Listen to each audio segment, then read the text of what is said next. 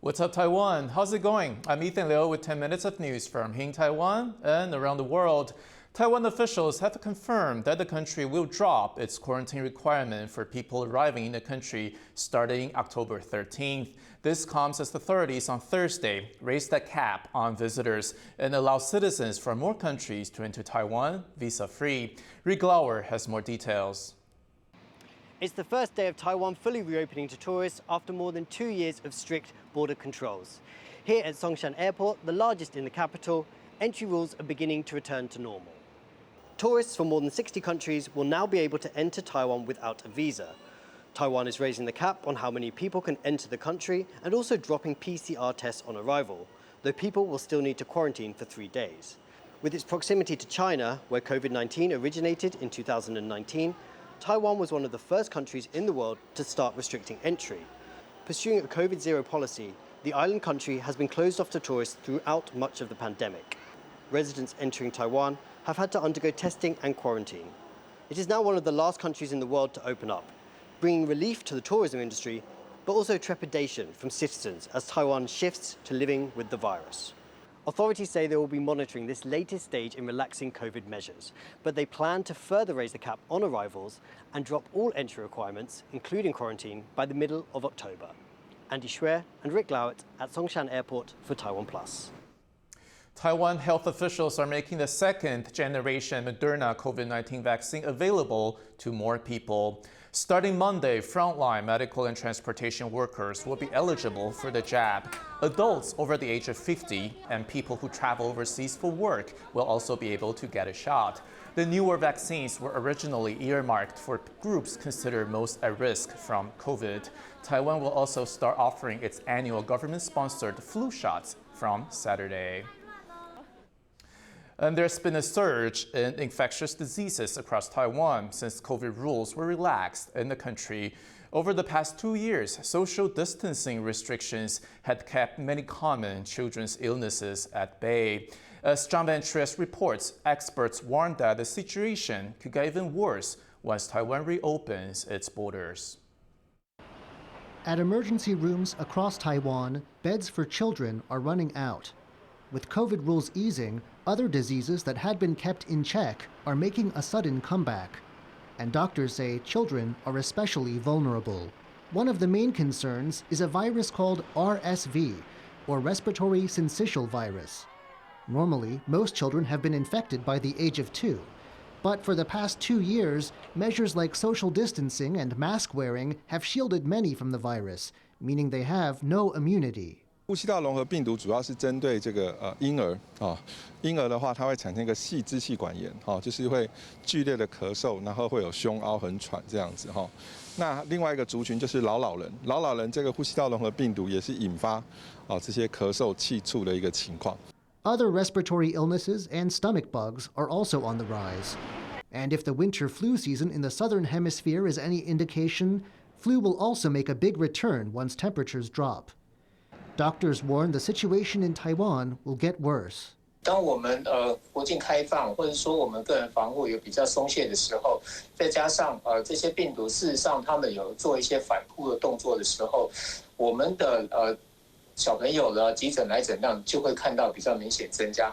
To minimize the spread of disease, health experts say people should continue wearing masks and keep up to date on vaccines, including COVID and flu shots. Patrick Chen and John Van Trieste for TaiwanPlus. Hundreds of homes were damaged in a magnitude 6.8 earthquake that hit Taiwan's southeast earlier this month.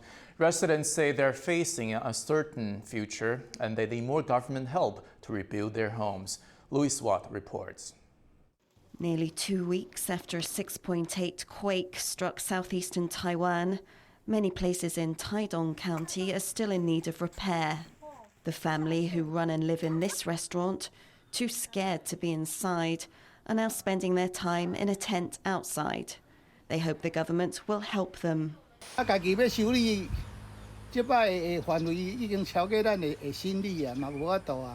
The earthquake struck on September the 18th, killing 1 person and injuring more than 100.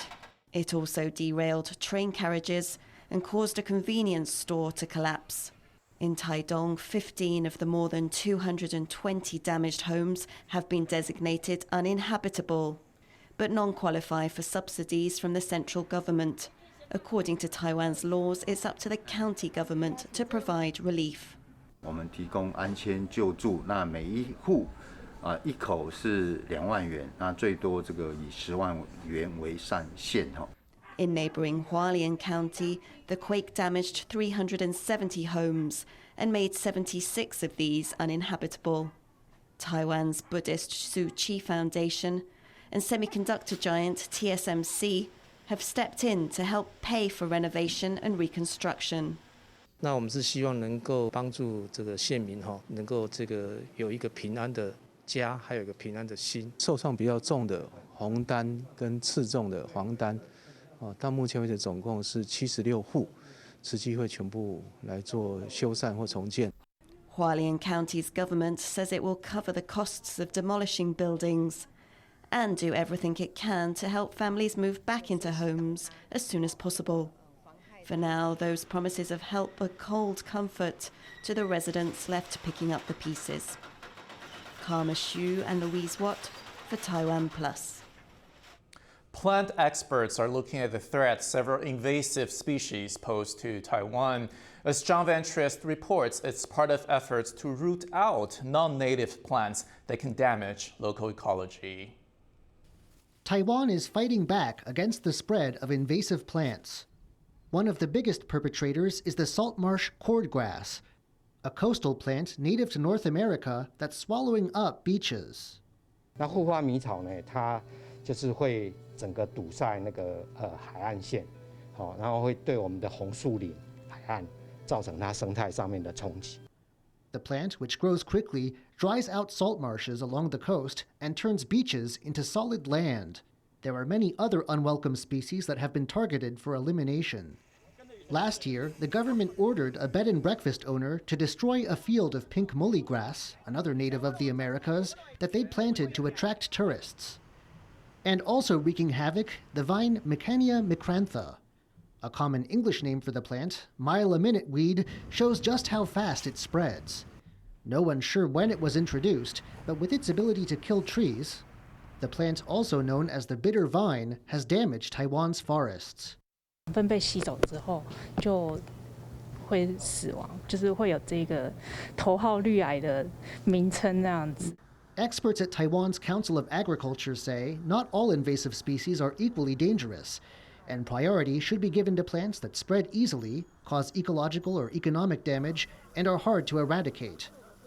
They are also calling on Taiwan's customs agents to step up efforts to keep these species out, hoping that a collective effort and awareness will stem a growing problem for Taiwan's environment. Alex Chen and John Van Triest for TaiwanPlus. U.S. company Aviation has flown an electric-powered aircraft for the first time.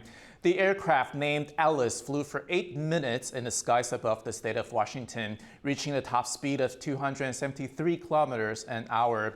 The company says that the aircraft produces 0 carbon emissions and is much quieter than traditional jetliners. Aviation CEO says the plan is to start flying shorter routes first. Taiwan's armed forces are preparing for displays to mark the country's National Day celebration. Jets painted the sky in the colors of Taiwan's national flag in a rehearsal by the Air Force's Thunder Tiger aerobatics team early on Thursday. Other military aircraft involved in this year's double 10-day show include Apache and Black Hawk helicopters and Mirage 2000 fighter jets. Military honor guards were also to be seen practicing around the presidential office early in the morning. This was a second practice run, and there'll be a final rehearsal in the week before the official event on October 10th.